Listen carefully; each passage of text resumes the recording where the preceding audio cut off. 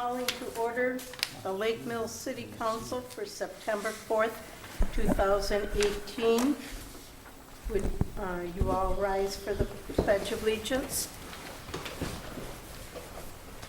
I pledge allegiance to the flag of the United States of America and to the republic for which it stands, one nation, under God, indivisible, with liberty and justice for all.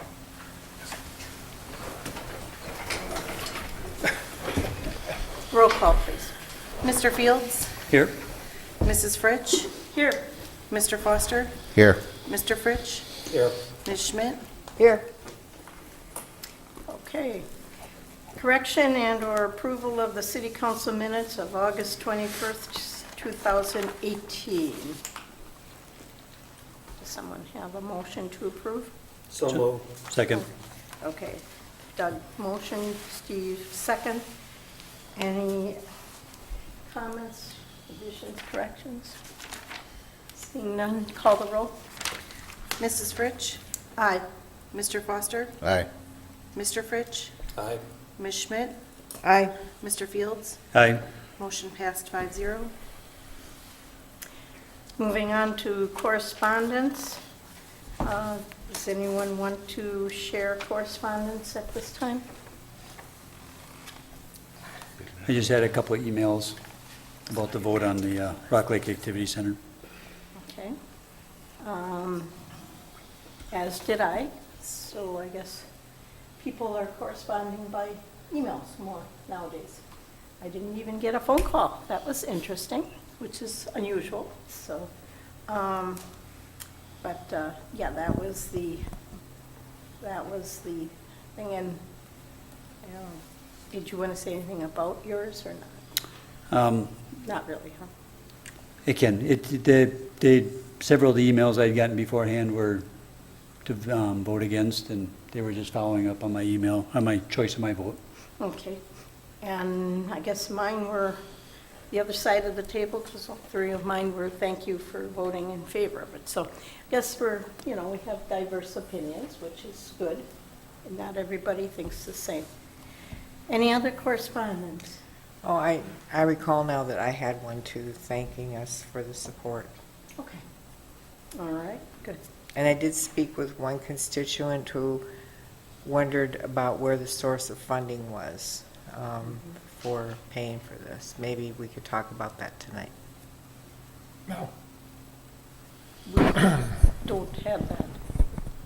Well, yeah, it can come in under that item. that Yeah, we're- when we get to that item. Okay. Okay, sounds good.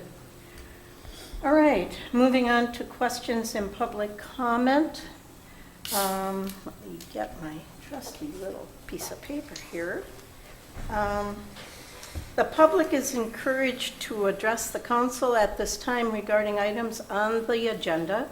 Public comment may also be made at this time on items that are not on the agenda if you have registered with the city clerk before the meeting has been called to order. The state's open meeting law discourages action by the council on items not listed on the agenda. Please keep your comments limited to 3 minutes and state your name and address when starting your comments, and fill out the sign-in sheet provided on the podium. Is there anyone who wishes to speak at this time? Come on up. Okay, seeing none, we'll move on to city manager's report. Steve? I provided you several documents, the check register, a report on the request that Grigas had submitted at one point about the studio, and then the Sandy Beach phasing, which kind of goes along with the budget. Okay. South Main Street's going to start experiencing outages related to the changeover from overhead to underground. They'll energize it and then start converting the houses from overhead lines to underhead, so that each house will kind of experience an outage as they go down the street. Now, are the homes being notified that they will have an outage? Yes, That's what I thought. at least they're going to try. On Mulberry Street, you'll notice that they started putting the electric underground here at Century. and that'll start there and then run up through the park and up Mulberry Street. Do you have any idea how long that will take? Probably till the end of, sometime in October. Won't guarantee when, it depends on the weather and that type of stuff. As far as the street maintenance goes, the chip seal has been completed. Crack sealing and the chip seal is down. Two streets, well, several streets have been pulverized. The two that I noticed the most are Grove and Woodland Beach Road, but I think Elm has, and I think Summer Reed has too. They're trying to get those ready for asphalt. Hopefully this Thursday, but unlikely, probably the beginning of next week. There's some, I was told that there was some emergency work needed in Madison, so our construction people were called away to do that, which is why we were delayed here. yeah, what happened is that, as you noticed, a lot of roadways in the Dane County, Sauk County area have Yes. been damaged, and they needed emergency repairs to the roadways, and they pulled about every asphalt crew in the region out. So we got slowed up, and the rain hasn't helped either. I mean, it's So we're rained sorry pretty for much. the delay, but if the tables were turned, we'd appreciate it if they came to help us. So, Yeah, and the rain has slowed them down everywhere, so, they have a contract somewhere else, and they're trying to get that complete before they come here, and so it's just taking time. They're doing manhole adjustments in the streets that have been our crews, and some contractors are doing manhole adjustments. We're repairing soft spots with undercut, so you'll notice that we may be out digging in soft spots in the roadway and then refilling it with material to try and get it to firm up. It's likely that the mill and overlays will start next week after the pulverized streets are paved.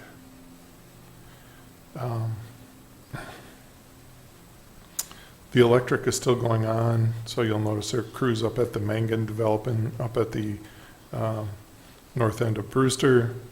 Crestview plat is moving forward. In fact, that's on the agenda tonight. Sherwood North Development, I don't know if any of you remember where that is. That's 13 condominiums being done on County Highway V, just east of, is it North Shore? North Shore. Yeah, that's B actually. A B. That's still on hold, the weather.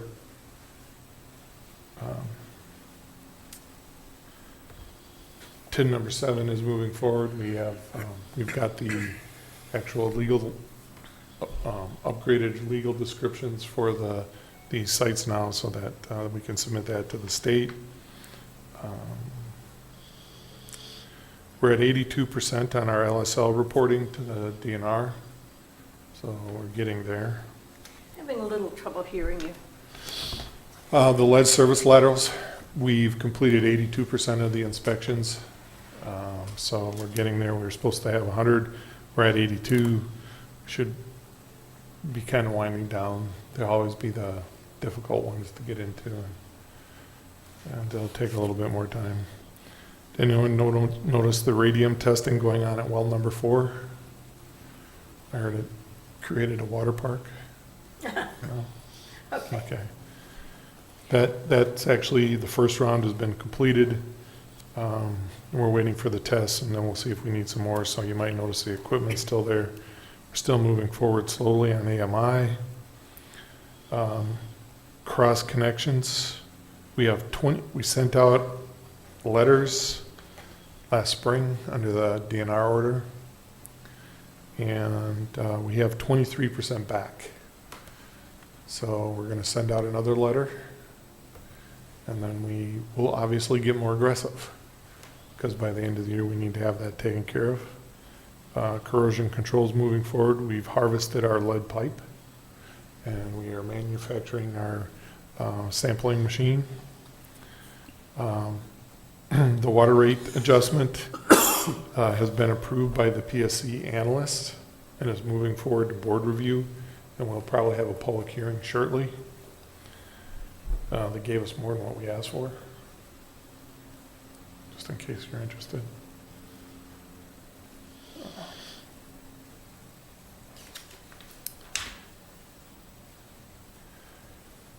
We are scheduling another EOC training in January for 400, if you're interested.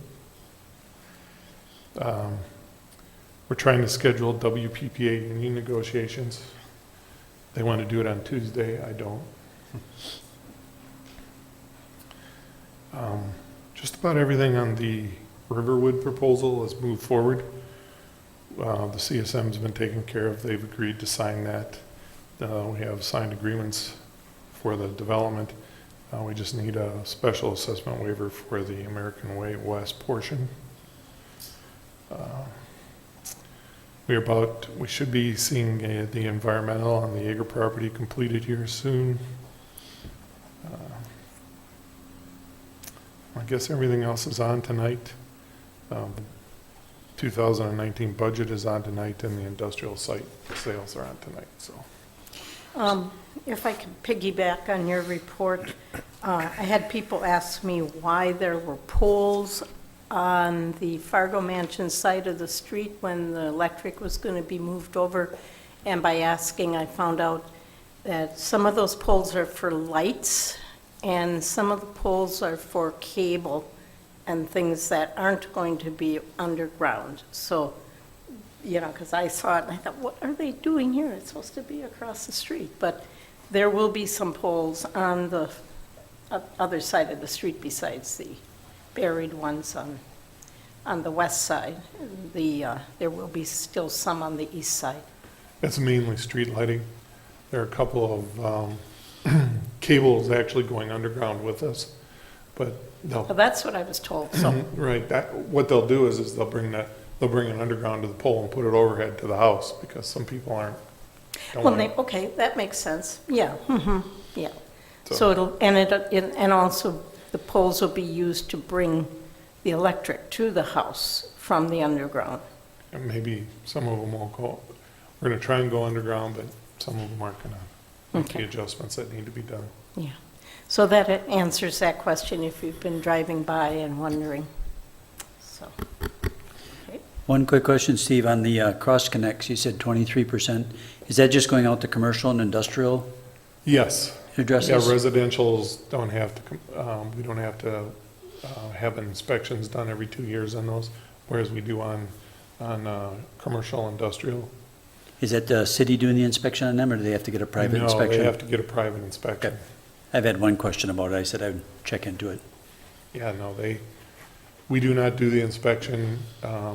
Generally, what is it, a master plumber can do it, and they usually have the forms that come out of the state. If they don't, we accept letters.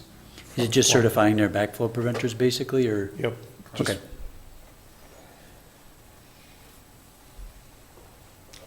Okay. Moving on then to item number 7. I think we have a typo in the agenda on number 7. Acceptance of minutes for the Planning Commission of May 22nd, 2018. Police and Fire Commission for July 23rd, 2018. And then we have, oh, I see, I read it wrong. It's okay. The Police and Fire Commission for July 19th, 2018, the Police and Fire Commission for June 19th, 2018, and then the June 18th. So they're not in order, and I think that's what threw me off. So would those be placed on file at this time? And moving on to council business under item 8, miscellaneous licenses. If you would please read those names for us. We have 2 tavern operators licensed, Kelsey Bravender and Bayarama Bayantokoto. Thank you. Is there a motion to issue those tavern operator licenses? So move. We have a motion. Is there a second? Second. I think Mike beat Vicky, so it's a great race. So, all right, call roll, please. Mr. Foster? Aye. Mr. Fritsch? Ms. Schmidt? Aye. Mr. Fields? Aye. Mrs. Fritsch? Aye. Motion passed 5-0. Okay, we're all choked up here, so we're trying to get our throats cleared. Item B, discussion decision on acceptance of a donation from the Lake Mills Community Foundation, automated license plate readers. And that takes us to the motion 18911. Would you read that, please? City Council Motion 18-9-1-1, accepting the donation from the Lake Mills Community Foundation of automated license plate readers for use by the Lake Mills Police Department. Okay, is there a motion to approve this motion? So move. Is there a second? Second. Okay, we have a motion and a second. We're open for discussion on the item. I saw, oh, there you are. I'm looking, they left, you know. Okay, we have, I'll let you just introduce yourself, sir.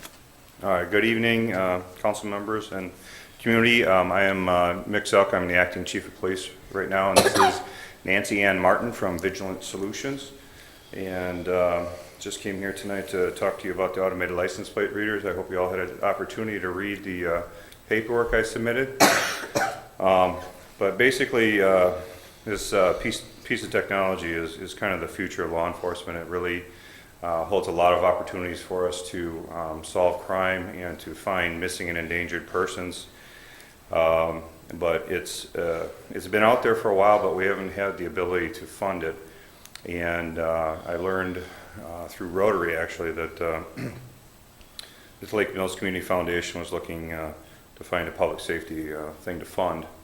And I went to them, I presented to the foundation. They voted unanimously not only to support my request for $19,490 to purchase it and fund it for a year, but they also added an additional year of service on top of that, bringing the donation up to $21,000. Even though the money is coming through the Lake Mills Community Foundation, it's actually being donated by an anonymous person, so we do not know who that is.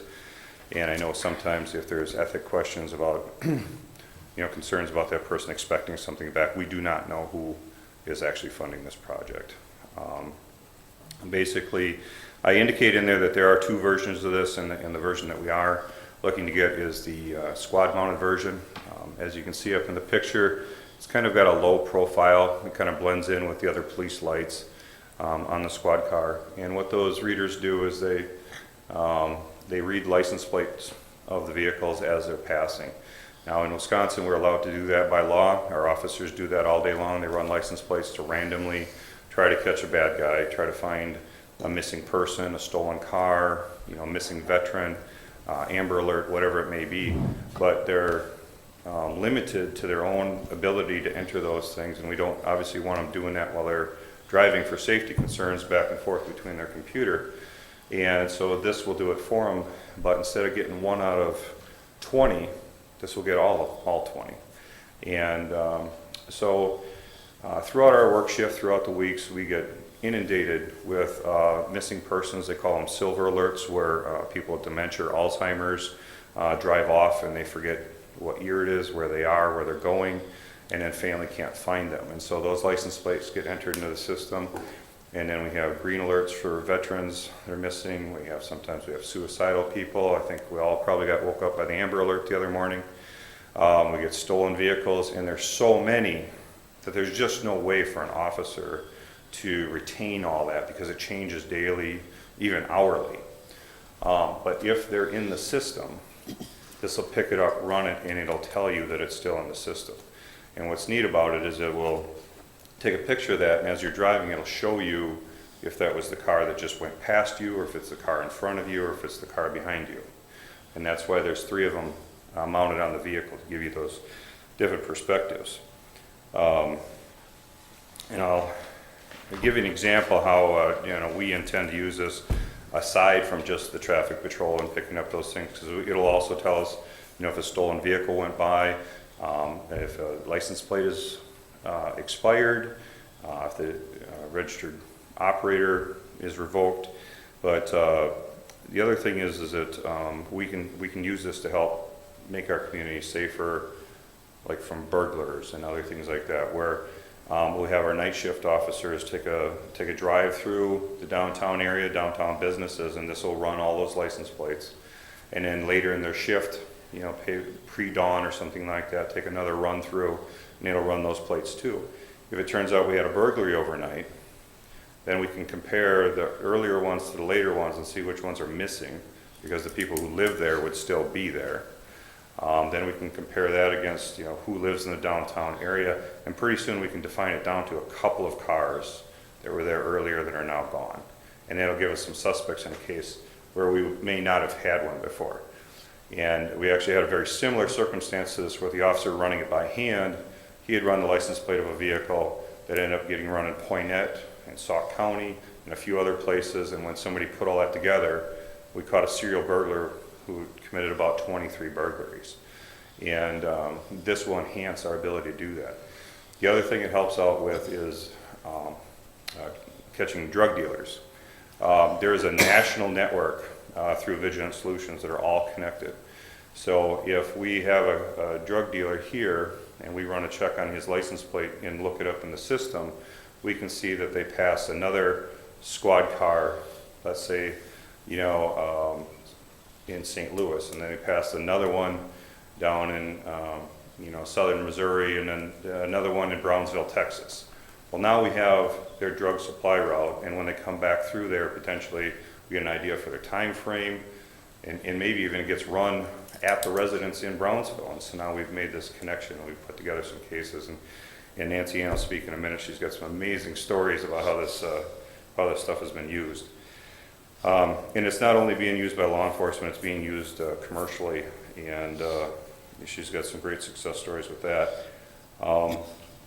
So basically what we're hoping to do is receive the automated license plate reader probably the first part of the year. They will fund it for that entire year, and the following year for the law enforcement use, there is a commercial level use that I'll let Nancy talk about, but it's just an amazing system. The license plates that we'll be running, it's going to be run through Department of Transportation, so the standard Department of Transportation rules will apply as far as the retention time period for the license plates that they save at the DOT level. In-house, we will have access to the records that will be saved there, and I will work with the city attorney and city manager to determine what the proper timeframes are that we retain that stuff in-house. But those records will be maintained for law enforcement use only, and you know, we'd work out the policies with them. So. Well, before we can have her speak, we would have to suspend the rules. Do we want to at this time, or do we want to? I don't know that it's really necessary. She's, Nick's already speaking. It's part Yeah, of the but same Nick is topic. staff, Okay. and she's not. I move we suspend the rules. Second. Okay. Is there, I'm going to call the roll.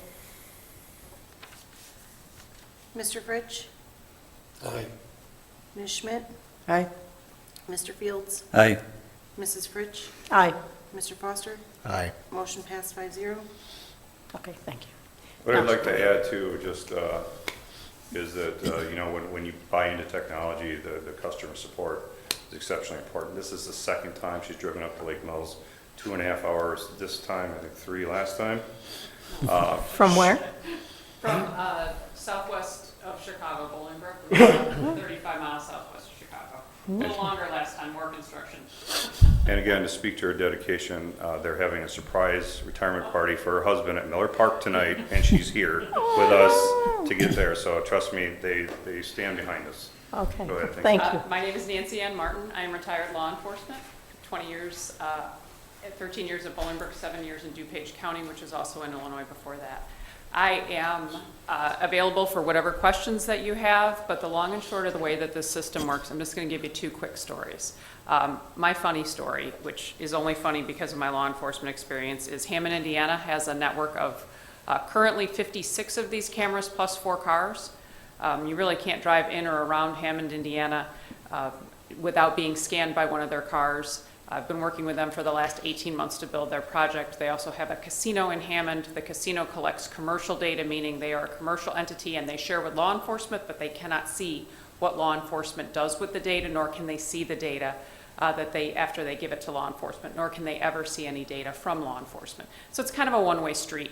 Because this is not only monitored by the DOT in the state of Wisconsin, but it's also monitored federally under something called CJIS, which is kind of the rules of how you can run license plates and names and dates of birth and access criminal records.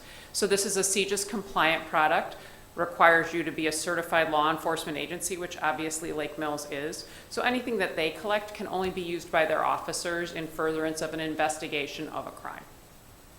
Just to kind of set that out and explain how that works. All the controls for the data that Lake Mills collects will be in the hands of the Lake Mills Police Department. Vigilant and its subsidiaries, I work for a reseller, we cannot access your data. We cannot access your personnel records. We don't activate or deactivate any records or anything like that. That's all handled in-house. That way your private counsel or your city council can set the rules for that, and your rules may be different, completely different than Hammond's. Hammond does not delete their data. Hammond has a little bit different culture. They are a socioeconomic class much lower than your community, so they tend to have long-term investigations into drug dealers and some other seedier crimes than you will see in Lake Mills. What Chief was talking about, establishing patterns with law enforcement is very important. All of you know about the opioid epidemic. This is not something that's new to your community, and it's certainly not something that's new to Brownsburg, Texas, or Anthem, Arizona, where I have a home. It's not new to any of us, but drug dealers travel. And because of the network of law enforcement agencies and the seamless ability for them to work together, if you have a good officer on a midnight shift who runs upon somebody that has Texas license plates in Lake Mills, Wisconsin, that's going to seem a little out of the ordinary. They will have the ability to see the pattern of that vehicle just by the letters and numbers on the license plate to see that they're making frequent trips between El Paso, Texas, St. Louis, Missouri, and now into Lake Mills. That's a known drug route. That's known by police all across the nation. That's where they're picking up the dope, and that's how it's getting into your residents' hands. So those kind of things. My funny story out of Hammond is Hammond Mayor and Hammond City Council created a hashtag. Feel free to look it up. They have some great stories. It's Hammond Blue Net. And they created a hashtag and they let all their residents know we have this product. Here's the hashtag. Every time we solve a crime with this technology, we're going to let you know. So they did that, and they started doing that in newspaper articles on their Facebook page and things like that. They had an armed robbery at their White Castle. Somebody removed the license plates from their vehicle, leaned into the drive-through window in broad daylight at about 2 o'clock in the afternoon, and committed an armed robbery into the drive-through window of their White Castle. It took less than 7 hours to locate her vehicle using a make-model search, commercial data, and the data that Hammond collected. They were able to arrest her while she was still wearing the same shirt she was wearing in the video, and what she screamed at the officers as they were loading into the car is, "You can't have caught me. I took the license plates off my car." So just goes to show that even criminals, even people with bad intentions, do tend to pay attention to the efforts of the police, and she tried to usurp the system and it didn't work. The other thing is it's very unusual, and Chief can speak to this, to catch somebody that commits an armed robbery in under 7 hours is a big deal. So to be able to pull her off the street and gather her, it turned out to be a fake weapon, but to gather the weapon that she had before she could do something else stupid or possibly hurt someone is very important. So that's my funny Hammond story. Okay. I guess if you're going to rob the White Castle, probably don't want to do it in the middle of the day in a place that's covered in cameras. So do you have any questions for me at all about how the technology works? Yes, I'd like to know exactly how it works. Is this a camera that takes still photographs? Correct. It is an OCR. You're familiar with photography? No, I'm not familiar. So OCR stands for optical character recognition. So the two black circles in the picture are two cameras. One takes a picture as if you were standing and hugging. So it takes that like wide angle picture just to get the make and model of the vehicle in the shot. And the other one takes a smaller picture of just the license plate. It takes a photograph of anything that's reflective, that has letters and numbers on it. It's state stupid, car stupid. All it knows is that it's a reflective surface with letters and numbers on it, and it takes those letters and numbers and it puts it in a file, along with the two pictures, the latitude and longitude of the location where the picture was taken and the date and time. It doesn't know anything else about you. It doesn't run the plate in that it finds out that Nancy Ann Martin owns that Chevy. It runs the plate in that it sees if ABC 123 is wanted by the police nationwide. And if it is, it returns a little beep and it says, so-and-so agency is looking for this tag because of this reason, and then you just continue to be the police. How far is it effective to? Depends on the camera. The proposed solution is a 16 millimeter, a 25 millimeter, and a 35 millimeter. So that's going to depend on how close the vehicle is, but it can take it anywhere from about 8 feet to about 40 feet, depending on the angle. There's a little bit of math that goes into it. But basically, that's the standard car setup, so that as a car drives down the road, it'll catch a parallel parked or an angle parked car, it'll catch a car in the lane next to it, it'll catch the front plate of something approaching it, or it'll catch one lane over. So I'm not entirely clear on what database we're using. So the database Or is, bases. the databases, and it is 2. One is published every day, every 24 hours by the state of Wisconsin, and it's just a list of the letters and numbers of the license plate that correspond What with branch wanted of the criminals. government? I'm sorry, sir? What branch of the government? DOJ? No, DOT, Department of Transportation for Wisconsin. And then the other one is NCIC. It's the National Crime Information System, and NCIC is all the ones that are wanted nationwide. So only if the plate is wanted will it alert. So obviously, if you're innocent, you're picked up and presumed guilty by the machine, along with any other who potentially might be criminals. No, I don't understand, sir. Well, our basis is that you're innocent until proven guilty. Mm-hmm. By making a photograph of everybody, you are also there is a presumption that if not now, maybe later, you might be guilty of something, ex post facto. No. In law, Yeah, I guess I disagree philosophically with that. but in And accordance with, especially coming from a private firm. Yeah, well, I can speak to that, Doug, is basically, we're driving around all day long, and we have camera systems in our car that are running as we drive. Every time you pass a police car, you're recorded, okay? Now, that stays in our system for 24 hours, and it rolls off, and, if you walk into Quick Trip, you're recorded. You walked into Walgreens, you're recorded. If you have contact with a law enforcement officer, whether you're complaining about a barking dog or something like that, you're being recorded. And what this technology is doing is taking a picture of your license plate and your car. Now, I think there's a difference between you're saying it's like a picture of you, but I mean, in our current world, you're being recorded pretty much wherever you go. When you get on the interstate, if you look, there's a camera system right up there from Department of Transportation that's recording that. These cameras already exist in the state of Wisconsin. You've probably driven by one. The thing is the volume of vehicles going by us, we can't keep up with. And so somebody drives by us who's got Alzheimer's and is supposed to be in La Crosse and who just passed us. We've got a suicidal person that we just didn't find. We've got a kidnapped child that went by in a car that we weren't able to run the license plate number of. And it alerts us, but it's not popping up, Doug's picture in front of us and then Steve's picture in front of us and Diane. It's just it's too fast and it's too much for us to keep track of. And so it only notifies us when there's a problem. Does that make it a little clearer? Somewhat. Okay. How many squad cars are we looking to outfit with this? Just one. Just one? Just one. How much training goes into this as far as the officers? Are all the patrol officers going to be trained on this? Yeah, we rotate the cars somewhat, so you're gonna have a day, say we put it on squad 7, we have a day shift officer, uses the second shift, third shift, and then what we're also gonna try to do is use it kind of in a tag team. I was watching a video just before I came up, and there was an officer who was just overwhelming.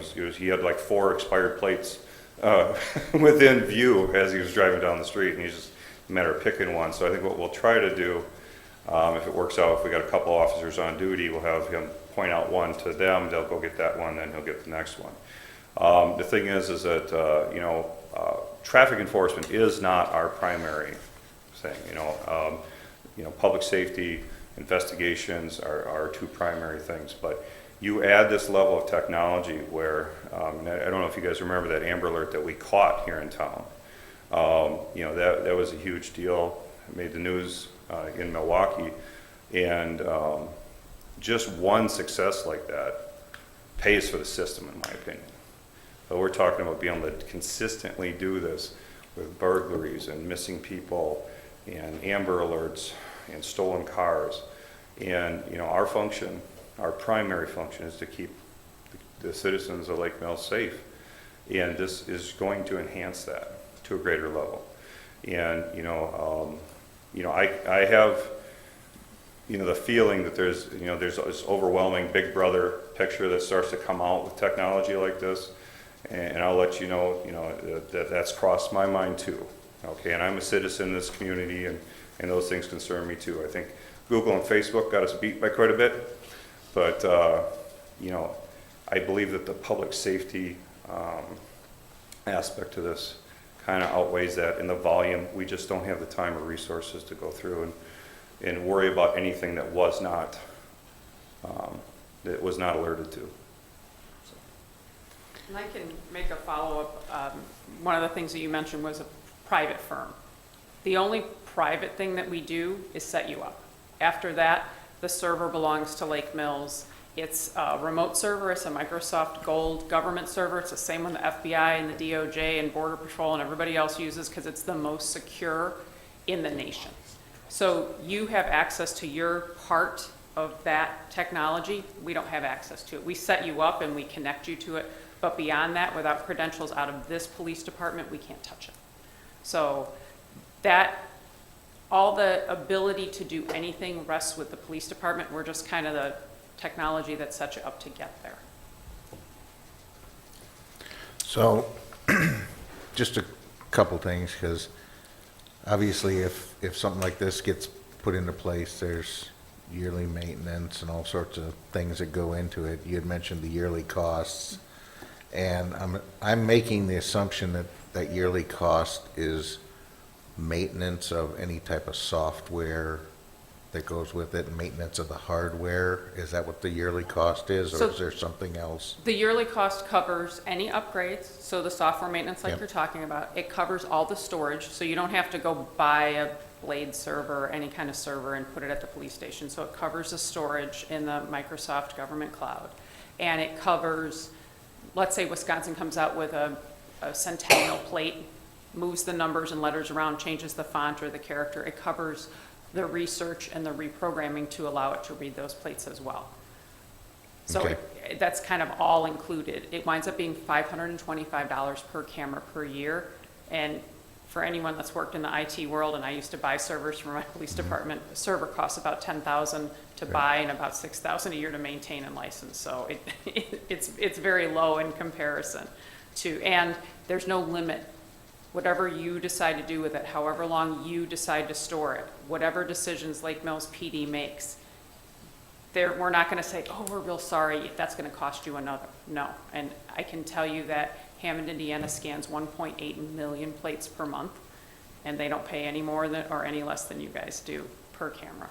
Yes, I know the government cloud is FIPS 140 certified. Correct. So we should have the ability to verify deletion Yes. of data. Absolutely. Okay. Yep.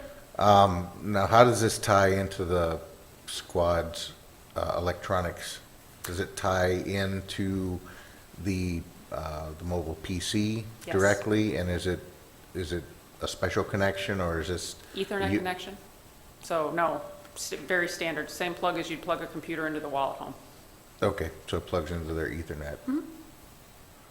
And it uses the modem and the wireless connection that you already use to get to CAD and get your mapping and everything. So Got there's it. nothing extra put on the computer. Okay. I'd have some questions exactly how encrypted that connection is, but that's not for this time.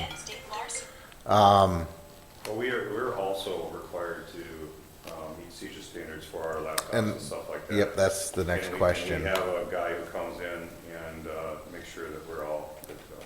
Yeah, that was the next question I was gonna have, because I know CGIS inspections come around, usually every single year. You have your self-assessment, or you have a full assessment from a CGIS rep, and just curious if this put any more burdens on you over the top of what you already We have. have a CJIS policy currently, and I believe we've been audited in the past, and we maintain all the security features that are required currently. Can you explain what that is? Criminal justice information sharing? Can you come to the mic? Oh, I'm sorry. So basically, the criminal justice information sharing, they just have requirements on how your computer systems are used, especially remote accesses and stuff like that, so that's all encrypted, so that someone can't like pull up outside the police department, open up their laptop, and then access the computer system. So it's basically all about firewalls and protection and encryption and stuff like that. To prevent hacking? Correct. And so we have to meet a certain level to do that, and we have a policy on that. We've been inspected, and we have to maintain that. Did you have another question, Mike? No.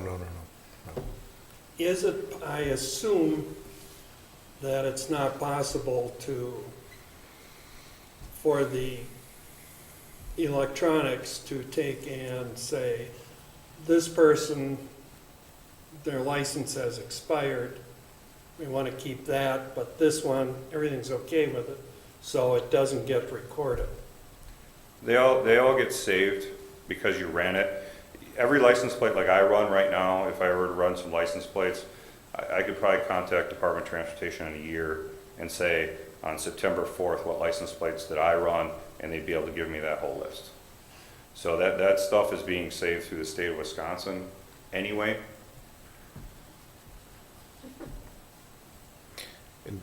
They've got us whether we like it or not. Do we plan to set up some type of RDAs, some type of required destruction date for certain types of data, or? That's also required through CJIS, like if we get rid of hard drives or something like that, there's a hard drive destruction procedure. Yeah. Ken, who does our computer stuff, is well aware of that. Yeah, that's more for your PCs, but when I'm talking about the cloud, stuff that's sitting out there in the cloud, you have to have an RDA and a set schedule to actually remove stuff out of the cloud if you're gonna do it. And I'm The just curious. RDA is not required for, and I was a leads administrator for my department before I retired, which is the same thing as DOT administrator, because it doesn't keep any personal data. It doesn't know Okay. Mike Foster. It only knows ABC 1, 2, 3, so you do not need a destruction there's order. So whatever you No pick. PII Nope. at all, okay. None of that. And that also speaks to what you were asking, sir. It just keeps letters and numbers. It's not keeping who the letters and numbers belong to. It's just keeping the ABC 1, 2, 3. So if you decide you want to keep that data for a year, 5 years, or forever, and then you change your mind and you have a meeting and you vote to change that, it changes that day. Gotcha. Yep, and again, all controlled by your department and your policies and your legal counsel. But it does keep a picture of not only what you took of the license plate, but of the car. We're being generous to say of the car. It's where the Okay, license gotcha. plate is on the Yeah. car. You know, it doesn't take most of the time you look at it and you're like, well, it could be a Buick. Sometimes you know it's a Chevy because you see the Chevy bow tie. Okay. It just takes a small picture of the license plate and a bigger picture of where the license plate is stuck. So, Okay. Did I do a better job explaining? Yeah, I'm just worried about data sanitation if we're gonna do it. Yeah, it's all on your schedule, and again, because it doesn't require a direct destruction order, if you change your mind tomorrow, you just change your mind. It becomes Okay. your policy at your police department. The policies all have to stay within the police department, and that's because of the CJIS compliance and because it uses the ORI of the police department, which is like the what makes you a police department, and ORI is the license number for your police department. It's unique to every law enforcement agency in the country. Okay. How long after we get the system hooked up do you anticipate you're going to have a written policy? Well, we already have a traffic patrol policy that allows us to randomly run license plates. So to some degree, it's covered in that regard, and the CJIS, that already exists too. Basically, what we have to talk about, and we could probably have this in place before the equipment even gets here, is some of those types of retentions that, and I'm happy, to hear feedback as to what you guys think about that, but ultimately, Steve and Dan will be the people that I work closely with on that. So if you have opinions you want to share with them, and but we can do that prior to this stuff going into use. Okay. I would like to ask staff, when that is created, if we could just get a copy of its emailed to us, not that not to act on it or anything, just so we can see it and know that it's now being put into effect. So let me ask a question, Mick. Not that I want to stay here longer. The information, how does it tie into the NCIS and the DOT? And does that information stay there, or is it only here? So the NCIC is federal, and Yeah. I think you should talk about that earlier, DOT. When we run a license plate, it goes through their database, and they keep a record that that license plate was run. And that's how, when I talked about that burglary earlier, we tied those together, because there was a detective who took that license plate and ran it through. I think they had to call somebody at DOT to do it, but they ran it through, and then they're like, okay, that license plate's been run in Lake Mills, Poignant, and all those other places. What their retention levels are, that I don't know, and I can find that out. Because if they have it, us destroying it, I don't know how relevant that is. It's not, once it's gone out of the system, it's not searchable by anybody. Yeah. So What do you mean by once it's gone out of the system? What Let- does that mean? let's say you set your retention at 5 years, which is, if you don't do it forever, 5 years seems to be the landing point for most police departments in the United States. If it's 5 years in 1 day, there's a record if the plate was searched for, but there is no record that the plate was scanned, because you have said at 5 years, that retention policy goes into effect and we're dumping those plates. There's no backsies. To use a very childish term, once you say 5 years and out, 5 years and 1 minute, it's out. Yeah, and we do have different retention levels for different things. We have our body cameras, and the retention on those is about 90 days, and then, we don't save those anymore, 90 or 120 days. The squad car cameras, as we drive, once they're on the road, they're recording as we go. Those things roll back over the next day and start over. So, public records like police reports we keep for 7 years, but we are allowed some, especially with technology, because they understand that these databases just can't hold all this stuff. If we were to download every video we have and save it, we would need just, multiple terabytes a day. We'd have huge servers maintaining all that. So when we talk about, working with the city to set a date, for that stuff to go off, I mean, that's a decision that we can all make collectively, but we can, if there's a retention level concern from the city, we can work around that. Does it shred the information when it comes off? It's electronically kept. It just deletes it from a file date and time beyond, and it's gone. Okay, that brings up the question, how can we be certain that the information is deleted? Because I don't know how to, it's a difficult thing to explain, but how can you be certain? Because it becomes inaccessible. It becomes encrypted with no de-encryption available. Is there any audit of that? Yeah, you can audit it whenever you want. You can go back whenever you want. Those controls are all in-house. You can go back and say, sign in and say, I'm the Lake Mills Police Department, I want to go to 5 years and 2 days ago, and you're going to find 0. And keeping in mind that every person who has a license plate, every person who has a car, you are already in a system. You are already in DOT.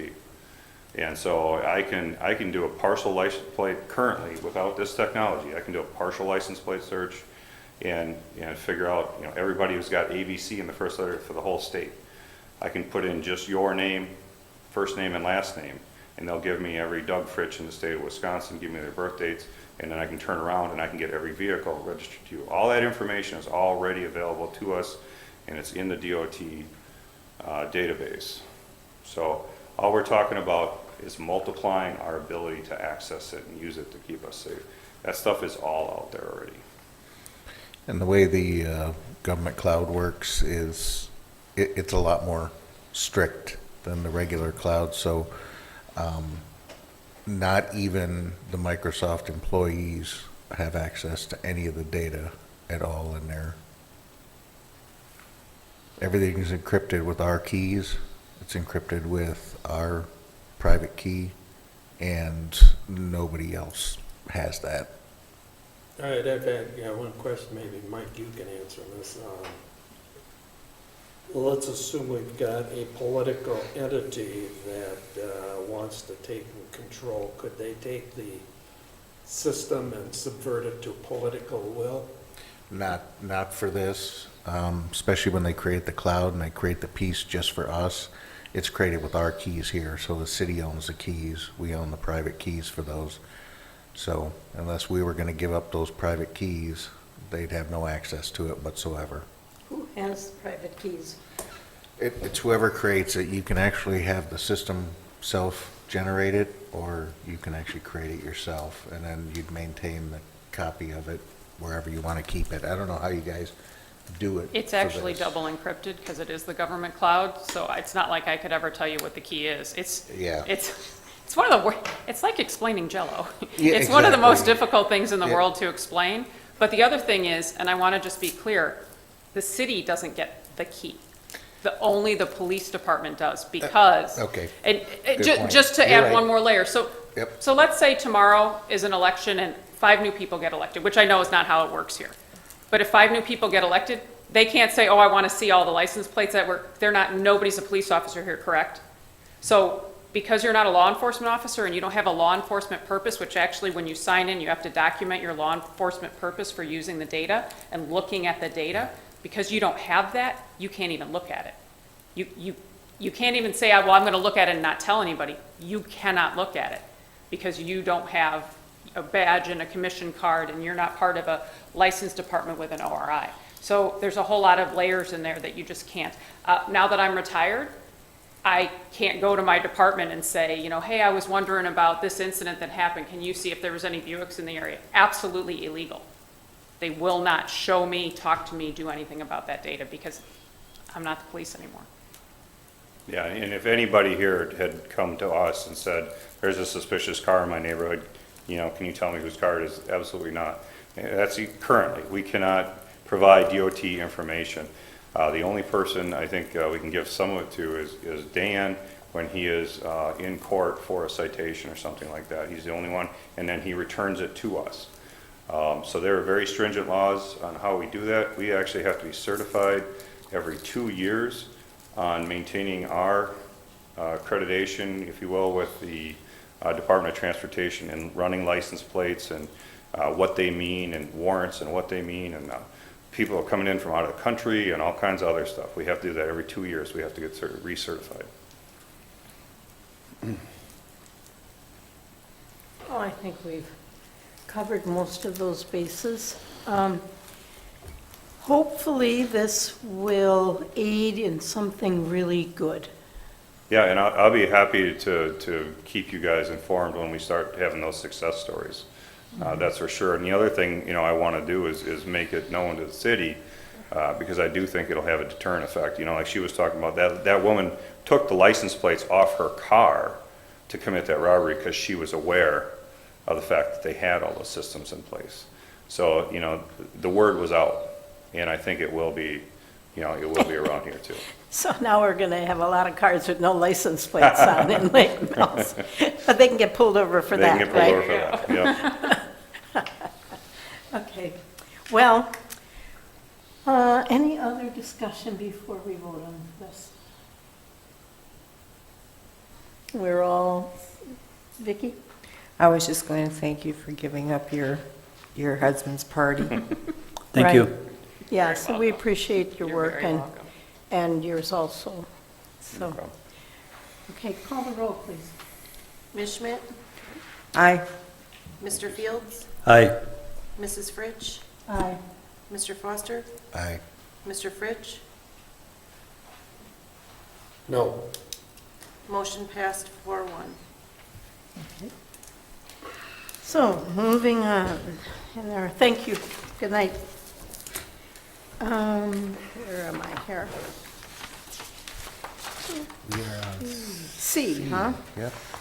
Resolution 1834, authorizing the city manager to execute the RLAC compliance loan documents. I gotta get to that point in my thing here.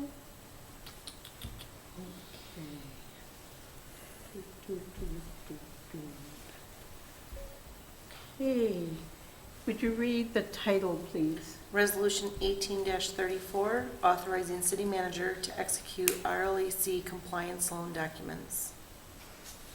This is a follow-up to the action we took at the last meeting that is required by city government to prove that we really want to do this. And Steve, do you have anything that you want to add? No, Dan has handled most of it. We're looking at trying to control it as much as we can while understanding the situation that's occurred here, so. We put together, I think, some good documents, and we'll try and make sure that we get what we want out of it.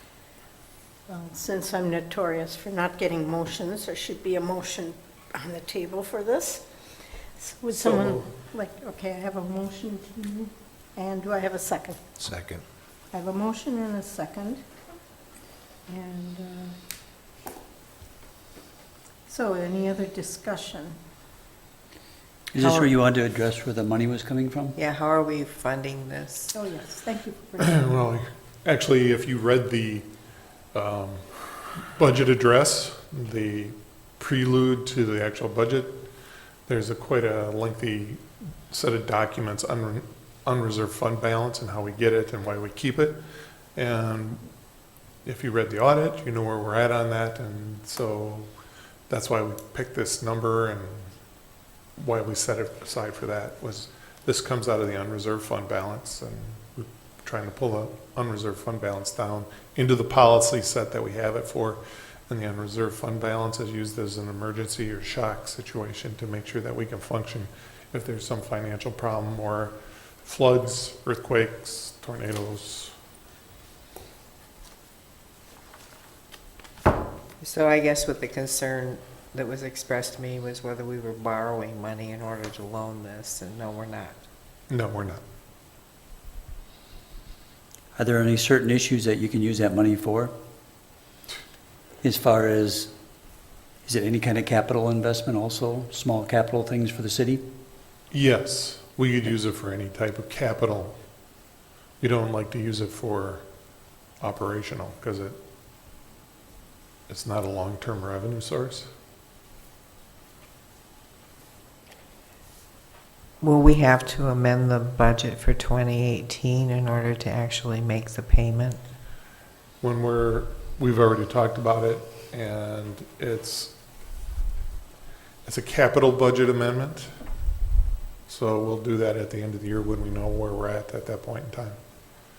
But yeah, Okay, it will take a resolution or an ordinance a resolution that amends the budget, the capital budget.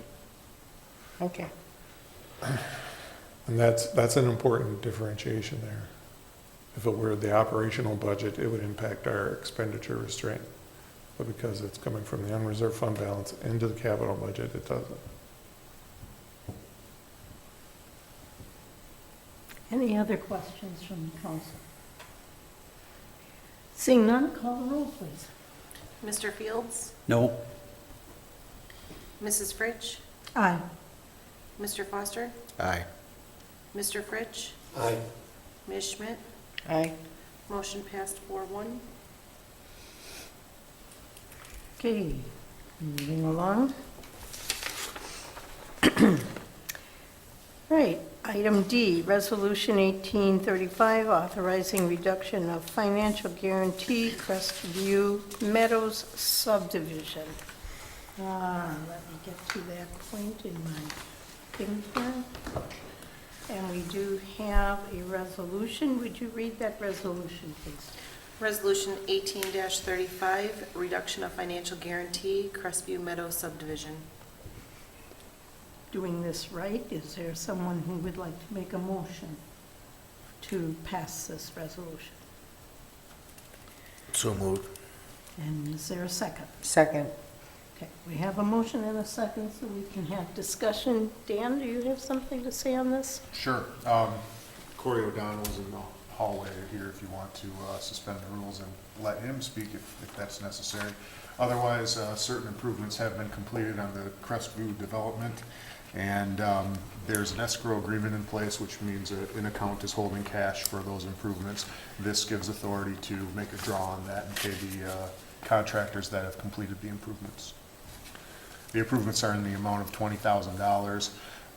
The total amount of the escrowed funds is $71,500. So if we subtract the $20,000 from that $71,500, we end up with a bank of $51,500. And by all accounts at this point, that is substantial enough to complete their obligations under the developer's agreement in accordance with the planned development at Crestview Meadows. Now, we received this tonight. Yeah, and that's a letter from Brandon Herbert at Strand, our contract engineer. And they were on site observing the improvements, and he attests to his observations, that being that the improvements were completed in accordance with local ordinance and state statute. So they're basically telling us it's good to go. Well, based on their obligation as the contract engineer, they were on site, and there are no red flags in their mind right now. You see any red flags on this? No. Okay. So, This is different than normal. We've never done an escrow before, and they don't pay their contractors until we release it. Normally, it's the other way around. We have a bond. They pay their contractors once they get down to a certain percentage of the work complete. We release the portion of that bond, and then they can reduce the bond at whatever financial institution they have it at. This is truly a unique approach to it, and so we were trying to do it as developer friendly as possible while still making sure that we had the guarantees in place that we needed. So it's different. okay. But it looks good to you guys? Yeah. Yeah, escrowed funds, same as cash, and the ordinance allows cash, so. So, all right, well, if there's no questions, let's call the roll. Mrs. Fritsch? Aye. Mr. Foster? Aye. Mr. Fritsch? Aye. Ms. Schmidt? Aye. Mr. Fields? Aye. Motion passed 5-0. Okay, and we want to thank you for coming tonight. Luckily, we didn't have any questions for you. But that's good news. Okay, thank you. Okay, moving on to item E. Presentation discussion on the proposed city manager's general fund and utility budgets for 2019. I guess we give this to you, Steve. I don't know why.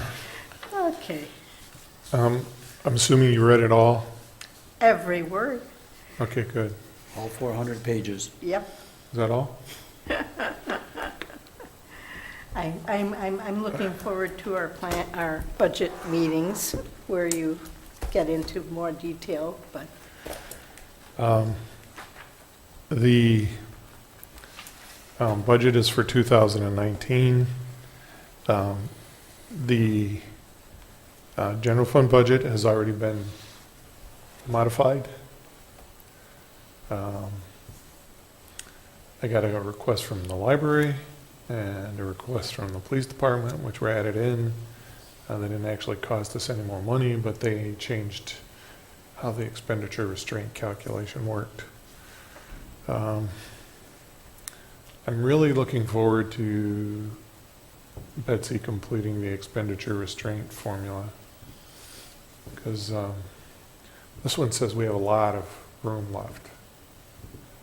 I don't know how that can be, but I guess we'll work through that. The budget as it currently stands on a $200,000 house is going to be about $40 more per year. The vast majority of that is debt associated with South Main Street in Mulberry. And several large capital projects that are involved in there, chillers on the municipal building, a fire truck in the $450,000 range, several other projects where we replaced a certain number of computers this year. We are replacing all the rest of the computers next year because Windows 10 will no longer be supported in anything below Windows 10, and even some forms of Windows 10 won't be supported anymore. So we had to go through and update all our computers because everyone we have is, except for these iPads, are Windows 10. Steve, quick question. It's Windows 7. Wait, Windows 7? Okay. On the capital budget details, were all those 54 items, are they all in your capital budget then? They almost looked like work orders, the way they were written up.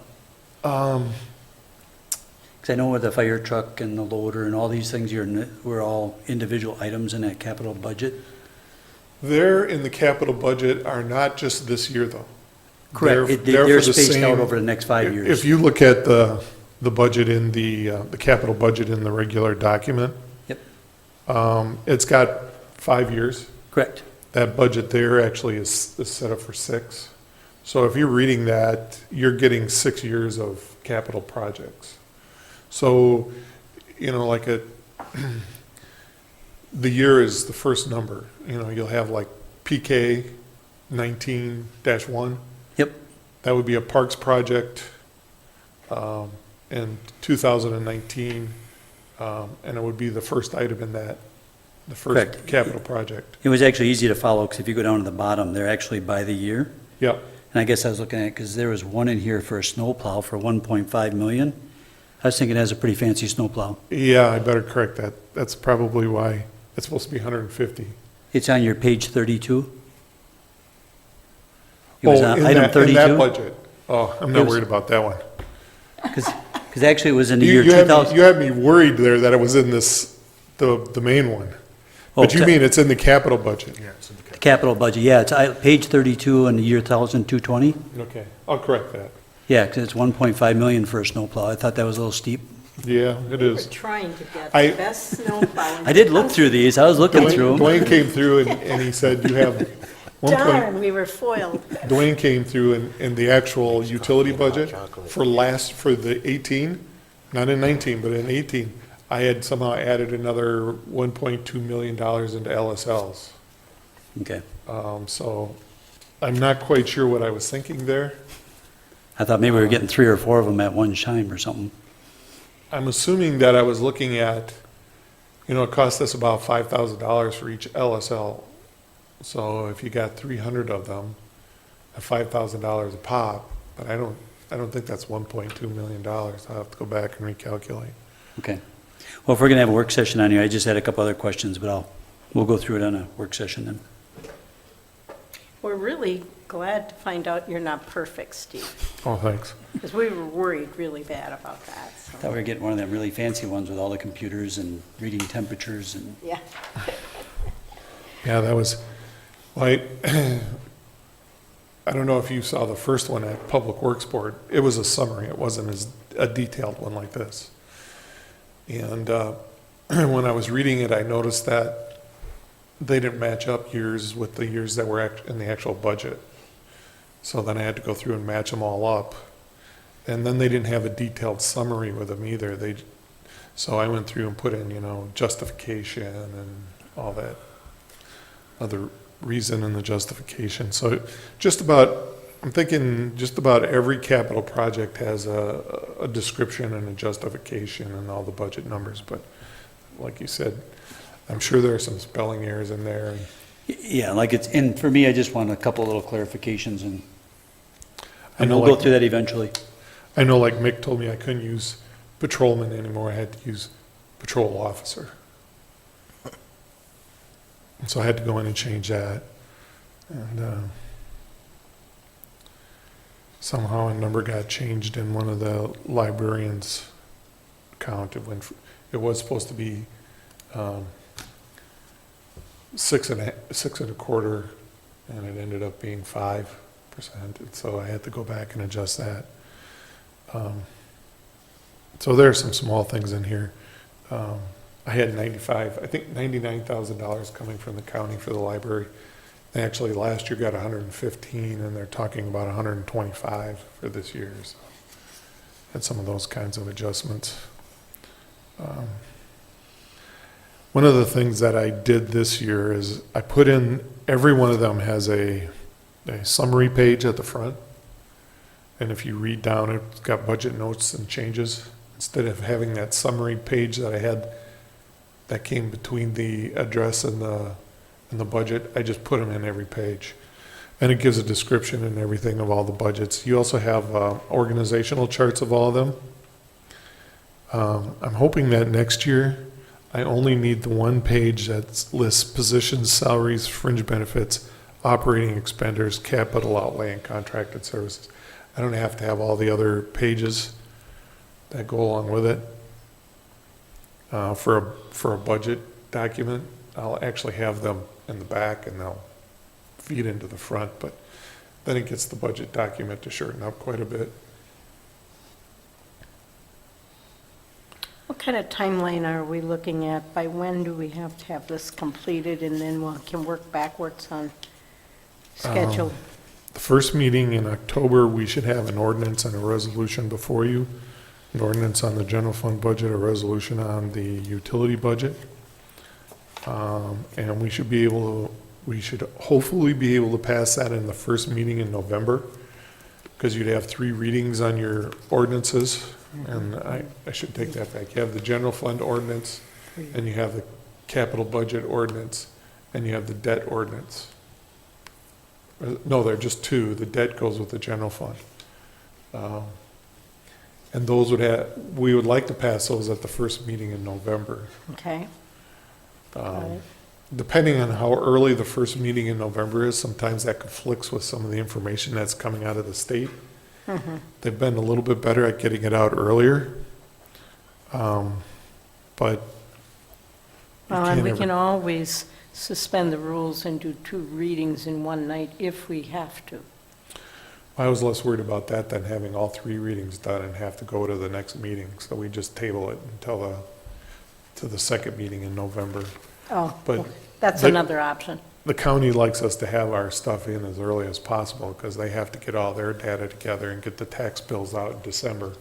And the earlier they get it, the happier they are.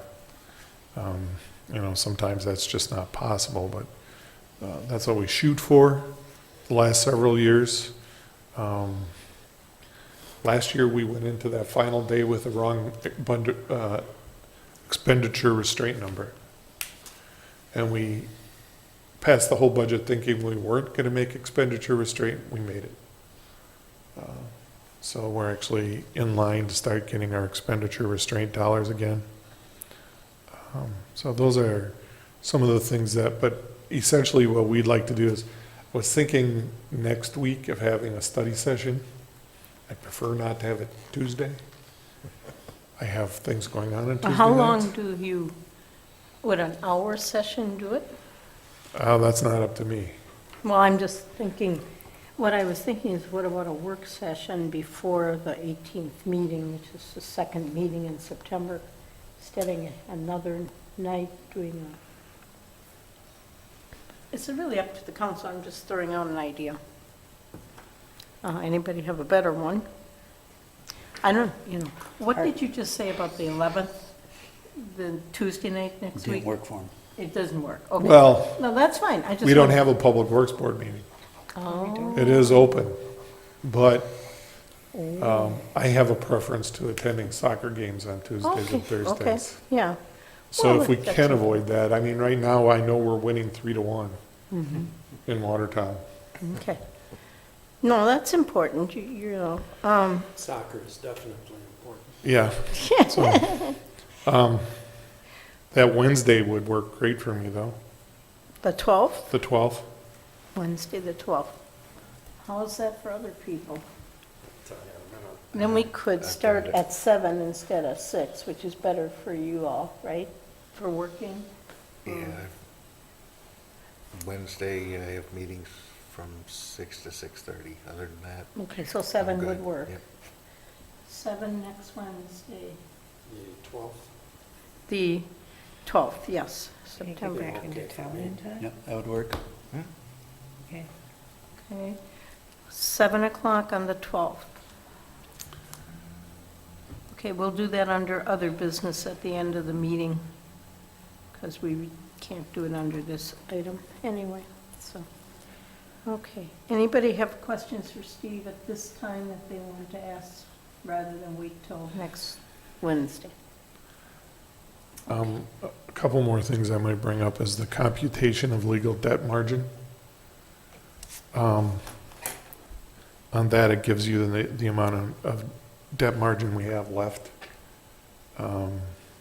which is 9.5 million roughly, and it projects for next year for 2020 at 9.1 million. And it gives similar to what the auditor did, it gives you a percentage, and it says, I think it says, what is that, 65 and 68%, and the auditor had said 77.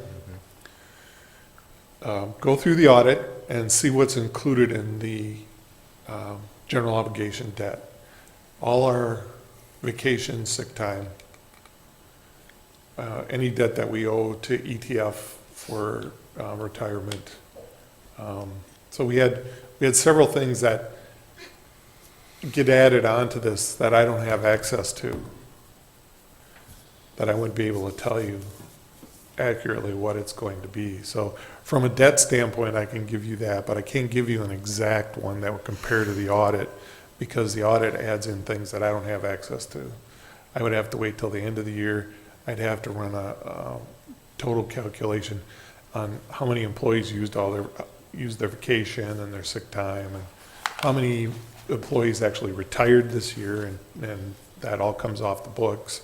I know that the ETF one dropped substantially, so if you look at retirement, all our retirement costs across the board dropped.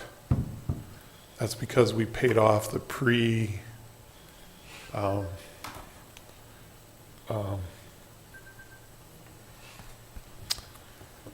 when we went onto the state program and we brought all those employees on who hadn't been in the program, we had to pay for them after the fact. So we were paying a special premium on top for them, and that came off this year. So if you're looking and you're going, how come that retirement went down? That's why. And same with the health insurance. This budget has the different health insurance program in it. So you're going to notice, even with all the costs associated with it, there's a pretty substantial drop in health insurance. One change is I moved cable TV from my budget to Misty's budget.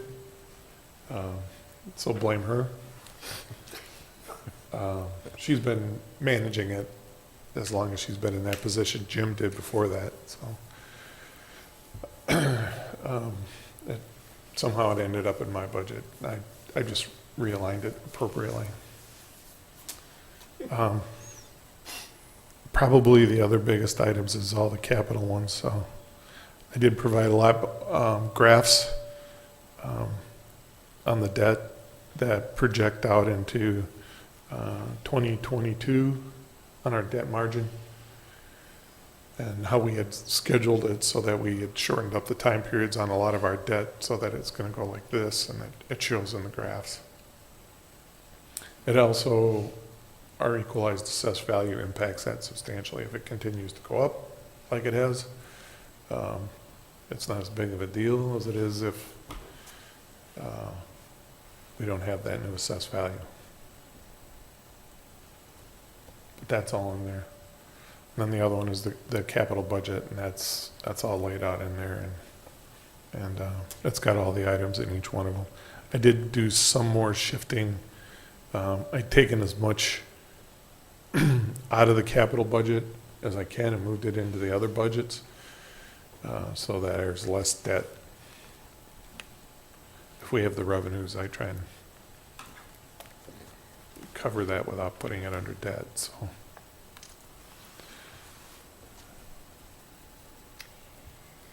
Any other questions, comments, suggestions?